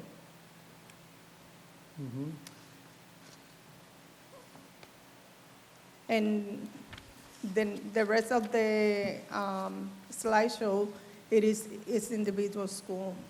Everything is by, you can see we have the classroom and the division by the size of student in the classroom with the cap and the total amount that we have in the moment. And the last column will be how many students by class. That we have, correct?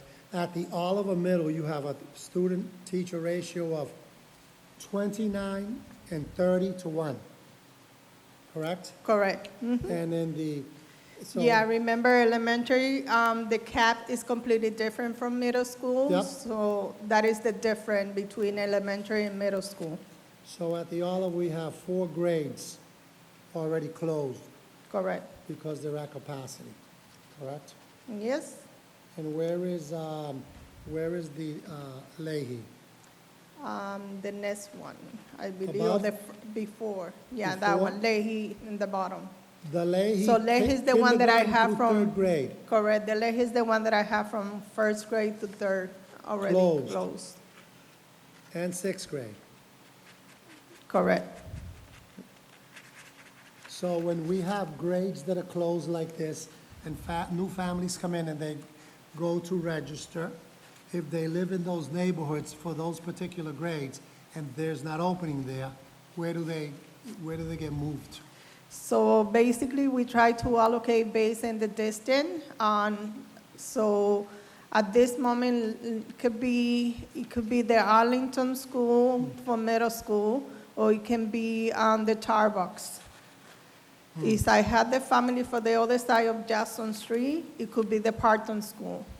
So it all depends on the area where the family are located. Madam Chair and members of the board, this tells the story, and it lets you know the work that our staff has to do at trying to appease families. I know there was one other question, siblings. So when we have siblings, we try our best to keep the family together. We don't try to separate the family. So basically, they stay, is we locate, let's say, the Parton, so the entire family will go to the Parton. So the family don't have to be around going to different school. So if we have a family already registered at one of our schools, that classroom is closed, the new sibling coming in that can't go into that school, do you offer the family to take the new sibling plus the one that was at the school to take the whole family? Correct. We give the option to family. I always try our best to accommodate family in the, let's say, like you, the sample that you just gave me. The sibling is already assigned in the school and I have a new one. So we always try to get an option with the principal and see how we can accommodate the sibling. If that doesn't happen, let's say that because of capacity, then we give the option to the family to assign to another school the entire family. I mentioned to you when you first came up to present, the heavy lifting for enrollment has settled down a little bit, but they're still trickling in.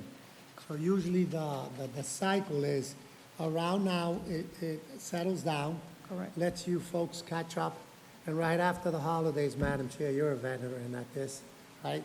Come the first day back from New Year's, some teachers will have. It's like another way of newcomer. Some teachers will have 6 or 8 brand-new students that don't speak a lick of English. Correct. Yes? Yes. These are the strategies that we've had to learn to implement and try to feel. That's something you don't get, Maria, right?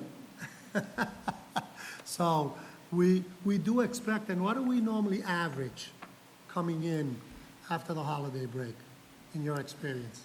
In my experience, normally it is around, I would say normally February that we start, getting studied again. But what's the number? Oh, the number?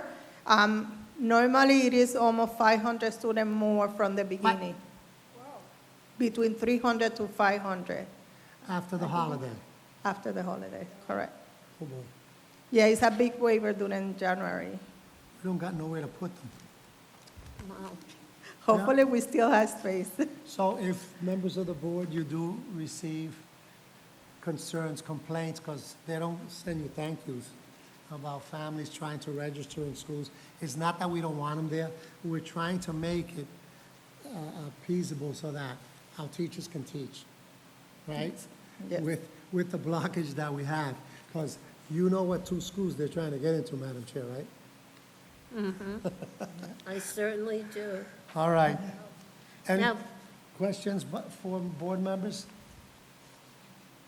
We're good? But thank you for the presentation. Thank you, everyone. One thing that I want to take note of is attendance through October 3rd. I know that we do this on a daily basis, but I want the board to know that our daily attendance rate is 92.3%. Our goal is 95% or higher, and we do have schools that have hit 97. This is in spite of the environment, the conditions that we're living in, the amount of immigrant families that we have. That tells you the work that our attendance officers are doing of establishing relationships with families, ensuring them that they're safe, that the best place to be is in school. So those conversations happen, and I think that that's a result. You all know that we've had at least 1 or 2 incidences in the last month around the city. We immediately look at our attendance to see, is there a dip? No dip. Steady as we go. that speaks very well when you don't have that dip. Yes, yeah, I think that the staff has established a relationship with our families that's trustworthy, and they trust them, and our teachers. Any other questions for Ms. Ortiz?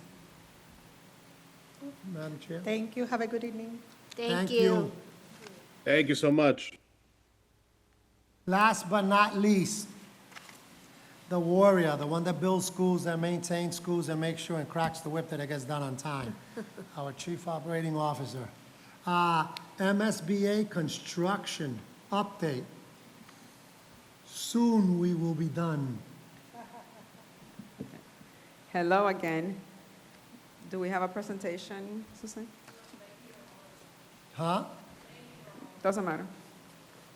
Which one do you have? Okay. Oh.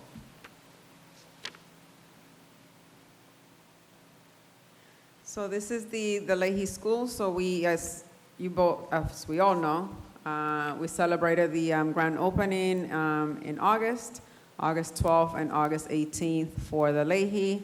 Both schools are still going through what we call any remaining punch list. What that means is we're still going through finishing touches for both of the schools. The Leahy started a year after the Oliver School construction did, so there's a little bit more finishing touches that we're working through the Leahy School. However, we have about 1,000 students in there already between the Leahy Elementary and the Leahy Middle School. And the project team is progressing through those finishing touches. This is the playground. If you are on Facebook, there's some nice videos that have been generated through some drone videos on behalf, that the City of Lawrence has done for the school. And they're very, very nice and captures the entire playground area. This is our cafetorium, to the picture on my right. And then on the left is one of the classroom spaces. That's just an image from our beautiful decoration. And there it's one of the pieces that the commission, I can't remember the name, the historic commission unveiled that the day of the ceremony. I can only imagine what that might look like for Christmas. Santa will be there and everything. The end. You can go to the Oliver. Thank you, Susan. So we're still on punch list, Yes, sir. working through no major challenges, correct? No major challenges, just going through normal finishing touches.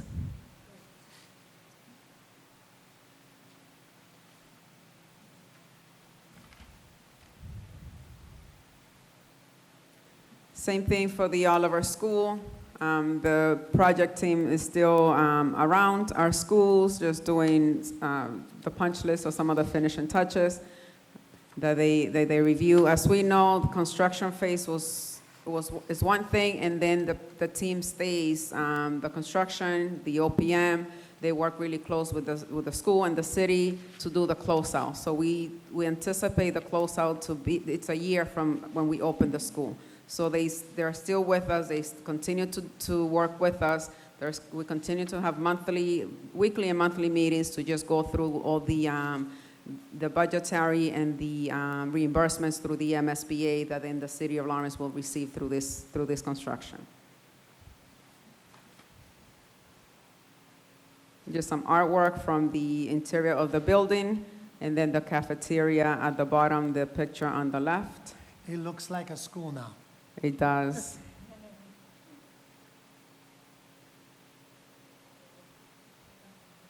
And then there's a drone footage that you can view. It's also on our website, and just a picture of the day of the ceremony.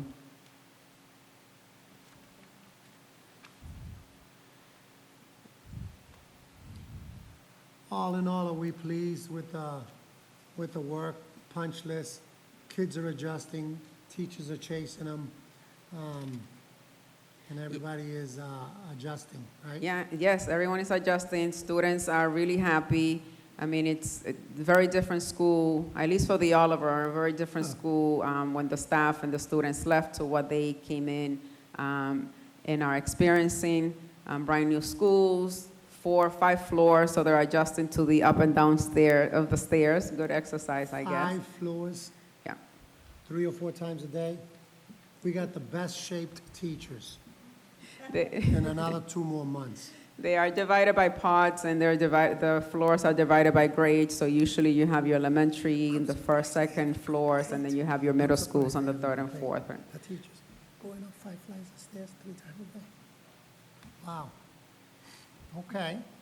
Have we had open houses for each one of them for families to come in? Yes, both schools have had open houses, and in fact, the Oliver Elementary is having a community fair tomorrow night, where they're inviting members of the community, and they're inviting parents as well. So, and then that's another opportunity for the families of that building to also see their new school. The important question is, will there be any pastelitos? There has to be pastelitos. I'll verify that tomorrow. See, it's just a common practice. Any questions? I have one, and I'm going to sound like Debbie Downer, but I don't mean to. Today, during that rainstorm, did we have any kind of leaks or anything from the roof? Chris? Here's your guy. No? That's great. Remember, I lived with the floods. Oh, yeah. I mean, the last rainstorm that we had, we did have rain.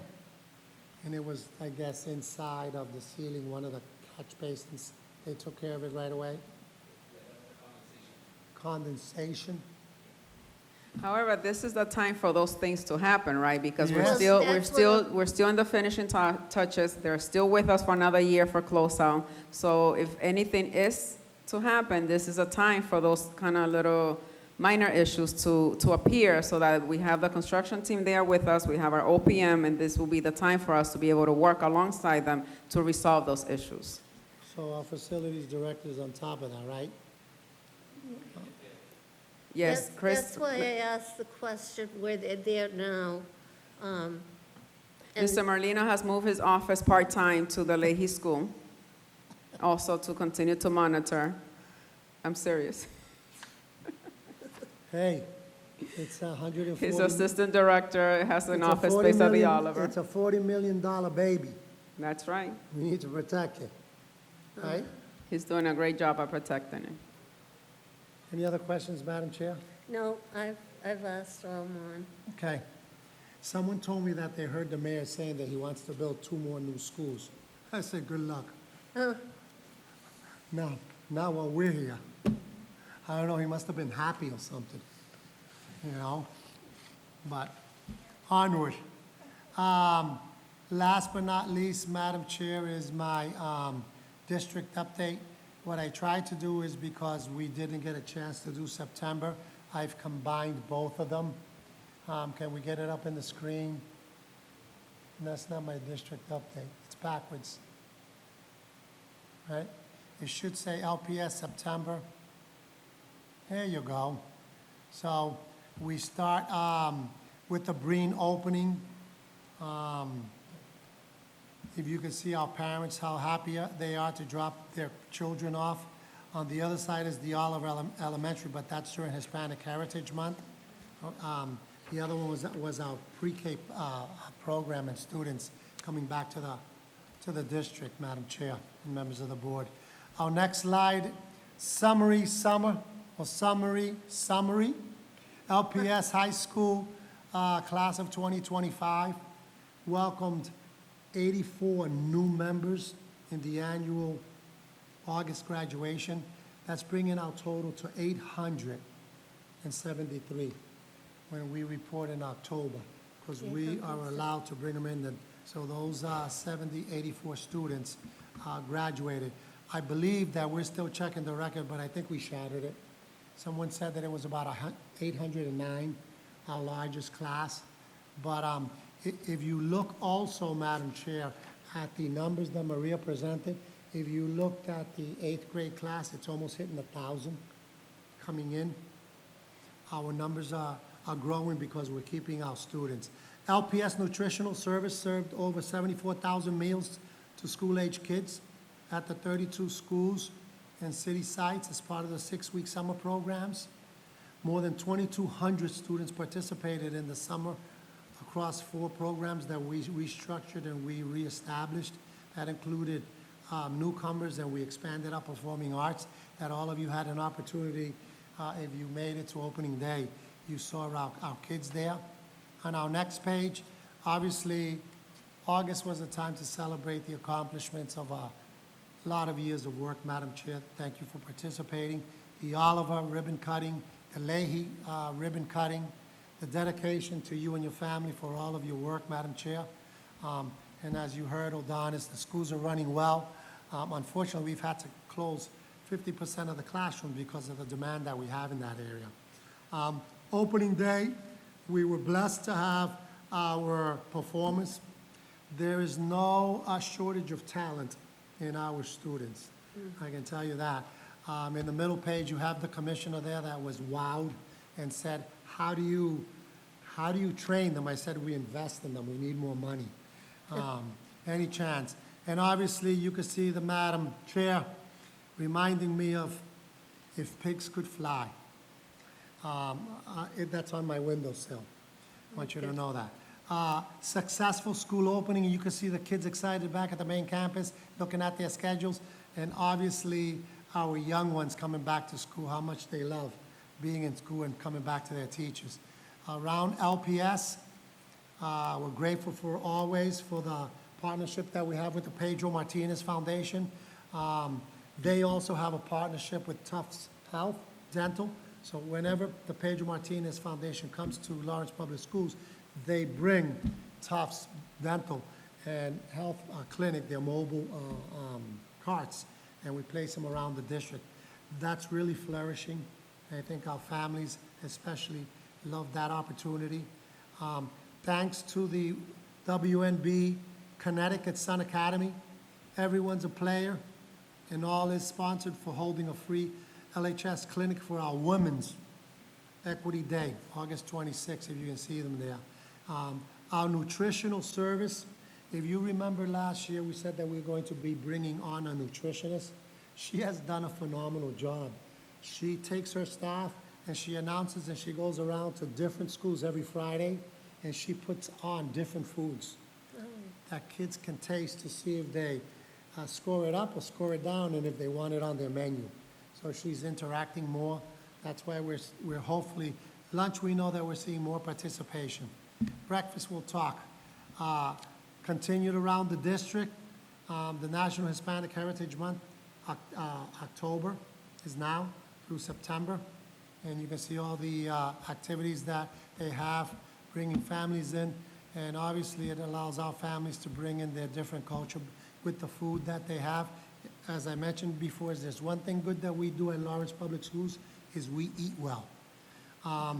Obviously, we had a chance to put out a press release, join our busing contract.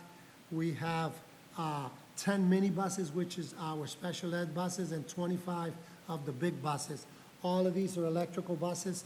That's been in the works for the last couple of years, thanks to Senator Markey, our state senator, our legislature, the mayor's office. We were finally able to get them on the road. The biggest challenge we had for them is their charging stations of where they put them. So they have them there now.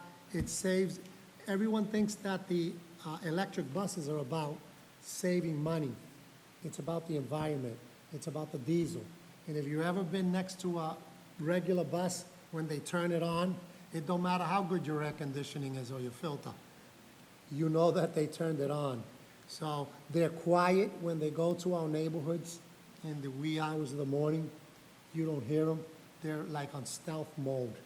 So pollution to the environment has been reduced, noise pollution. Our kids like them. The air conditioning in them is modern. On a charge of 3 hours, they can do approximately 350 miles. One of the things that Ms. Hernandez will do is now track our field trips, because they used to charge us gas, diesel. We'd like to see a reduction in that because they're electric, right? So we're always looking for a way to save dollars for our students. At the main campus, we've instituted a robotics lab. You see on the top picture there, kids have already competed.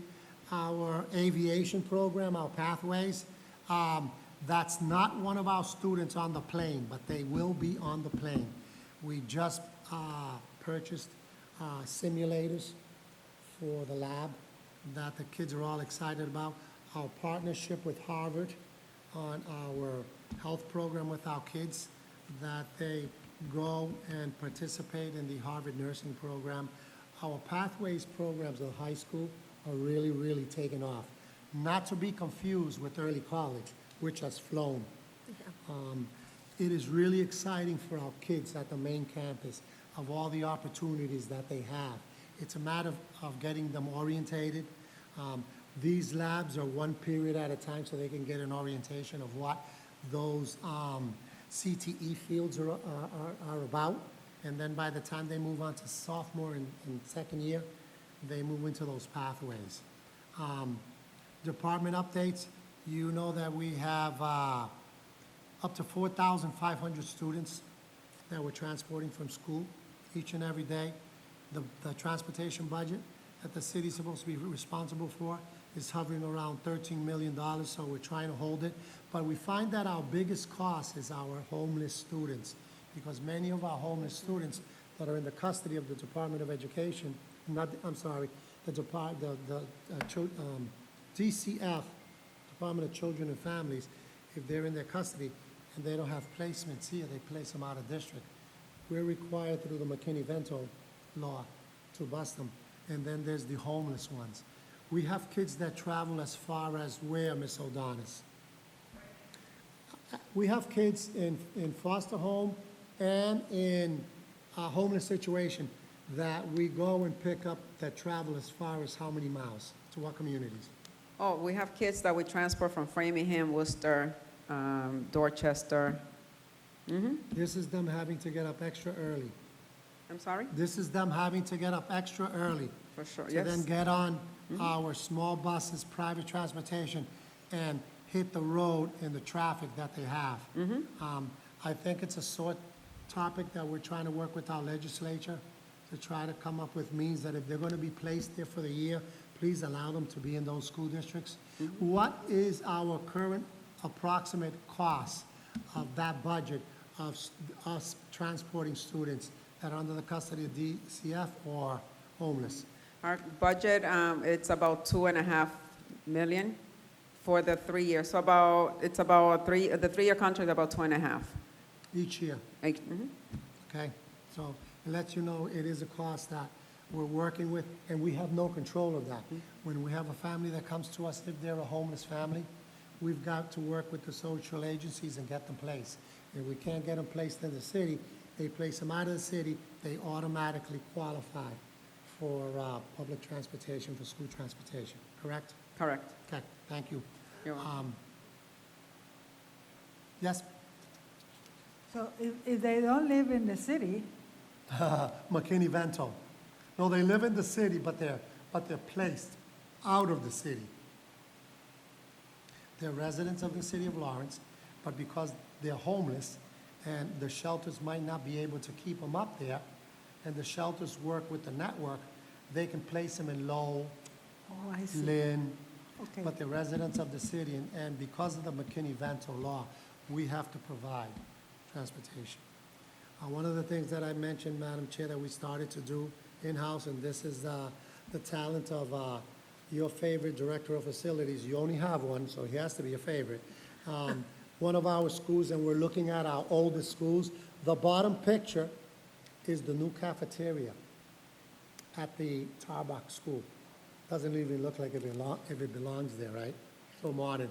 So we're looking at this school next year, maybe the Rollins, the following year, the Leonard, to upgrade our kitchens, because as we upgrade them, we can offer more variety, more culturally sensitive food for our kids to be able to eat.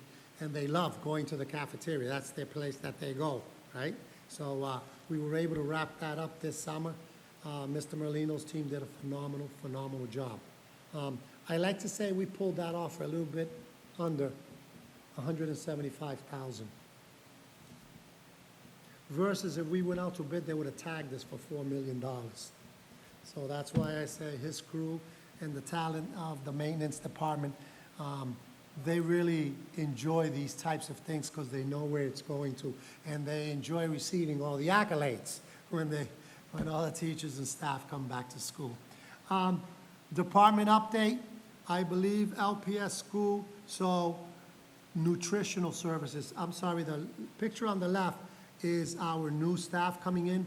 Here's the number. We had 167 new staff to start the new school year, including 139 new teachers, okay? All of them were hosted by HR, helped them understand what the expectations were, benefits package, assigned their computers, let them know who their principals were. They did that at the main campus. That's the background over there, that's blue. So they had a nice day. All the staff came in, presented themselves, what they do, and what we can do to help them. Nutritional services. These are our numbers that Ms. O'Donis and I have been tracking, and we're not liking them. This is the breakfast program, what you see there. So on the June of 2025, you saw that after we talked to them, they started to get them up there. But after now 2 months, there's some schools that are doing really well, but there's some schools like the Frost School, 46%. That's unheard of. The Oliver Complex, there's almost 1,000 kids there. Only 37% of them are eating breakfast. Now remember, the lower the number, the less money. We left on the table almost $5 million in return because of our breakfast program last year. So we got to keep that campaign going of how do we get principals to buy in for our kids. Weatherby, Madam Chair, 32%. Only 32% participating. Free breakfast. Our entire school district is free breakfast. Okay? So if you hear me harp on that, I'm going to be harping on it so we get that up to 75% each. Superintendent, why don't we have maybe a day every month where the children can bring their parent to breakfast? Where they can bring their parents breakfast from school? Yeah. Oh boy, there'll be a revolution. Superintendent and Madam Chair, I may add, for the new complexes, because we combined some of the, not the challenges, some of the things that the staff, the students are getting used to. It's a new system, it's coming through the line. So we expect those numbers to go up fairly quickly. In terms of the Oliver School, they used to have a system where it was a grab and go in the morning. So now they're getting used to actually eating in the cafeteria. But I for- thought when we discussed it, we said they should do both. Kids that come in early to go to the cafeteria, the late comers up on top, we We- have the grab and go. Correct. So we do the grab and goes for late arrivals. But last year for the Oliver Elementary, they were doing grab and goes or eating in the classroom. Now now it's a new system. They're eating in the cafeteria, and we still do the grab and goes. So we are expecting those numbers to go up because the staff, obviously, in the cafeteria with the administration and our nutrition services department, they're working really close with the schools. And at the Weatherby, something new that we're doing with them this year is that we're doing actually hot items. So we're serving hot breakfast versus a grab-and-go option as well. So it's getting the kids used to this new model of come sit in the cafeteria, enjoy a hot breakfast, and for our students that are arriving late, then they also have the opportunity to do grab-and-goes. So we hope to have better numbers. We know we're going to have better numbers for you next month. If there's progress and it grows monthly, I'm happy, right? Yes. So long as our kids are eating, and I think that we need a campaign to help parents know what we have. And I know that we publicize our breakfast menu and our lunch menu. We But do, I and like the chairwoman's idea of, I don't know about sending breakfast to them, but inviting them for breakfast, or morning tea, that's a good idea. I like- morning jengibre, Oh, yes. right? Those kinds of, that's when we can have jengibre and have a little bit of talk. Speaking of talk, on your last page, virtual coffee hours with the superintendent. When Ms. Campuzano's not running LEA board meetings, she's cracking the whip on me of meeting with parents. In 2 weeks, Monday, Tuesday, and Wednesday. We've divvied them up so the conversations and the topics are pertinent. So we've broken it down to kindergarten and pre-K, because those are sensitive matters, right? The next level would be students in grades 5 through 8, and then obviously the last one. What are the challenges and what needs to happen in high school to be successful moving on to college? So we try to focus our coffees to talk about those things. One that's not here, I don't think, Maria, that we haven't put on here is, I know that parents of special education students ask if they can have their own personal one also. And I've spoken to our special education director and assistant superintendent about that. So I think that we're comfortable with working with that. And if there's any component of the law that I don't have, I will have a shadow. Make me look good. That I know the answer whether she puts the earpiece. I can't know all the special education law, but I think I'm comfortable around our parents. But I think that that's a sensitive issue that we really need to bring our parents closer together to help them understand, because it's frustrating, it's so bureaucratic, the whole process of special ed. So that's my report, Madam Chair. We stay busy. Thank you. Thank you, Superintendent. I am in awe of everything that has been going on. Tonight, these presentations were incredible, and I'd like to thank you, your leadership team, and the teaching staff for putting this all together and making it a good fit for our kids. So I want to thank you for a very interesting meeting. I don't know how anybody can say we're not meeting what we should be doing. We're doing everything possible for our kids, and that makes me very, very happy. Appreciate those comments on behalf of the staff, Madam Chair. We're slowing down a little bit, so I told them, listen, if you could sneak off for a 3 or 4 day vacation to recharge your batteries, but they're holding off. I forgot that when we presented the calendar, we got 16 days off. This is that year that where it falls, so there's 16 days off. So they'll take advantage and put in for time off to be able to travel and regenerate. We'll also Great. have our parents that'll take more than 16 days off. That's That just- we will start, Maria and I, at our parent coffees. They'll add 2 at the beginning and 2 at the end for 20. Right? So, no, but we're gonna get there. We're going into the fall. We feel good where we're at. Kids are learning, kids are coming to school, staff are getting adjusted to new buildings. The high school is like really executing and running. So we feel comfortable where we're at and the work that we have. You gave us a new charge by voting on the strategic plan. They're saying, oh my God, who do we assign? But I think we're excited about that because we could see the vision of that if we stick to it, we're gonna have good news. So thank you. Thank you. Any comments before we adjourn? All right, at this time, I would like to entertain a motion to adjourn with the next anticipated LAE board meeting scheduled for November 12th, 2025. Could I have a motion, please? So moved. So moved, Madam Chair. Thank you. Second. Maria, thank you. Maria, please call the roll. George Dolores Calaf, Yes, let's go home. Eka de Leon, Yes. Juana Matias, Yes. Maria Muller, Yes. Chair Patricia Mariano. Yes. Thank you. We are adjourned, and have a good night.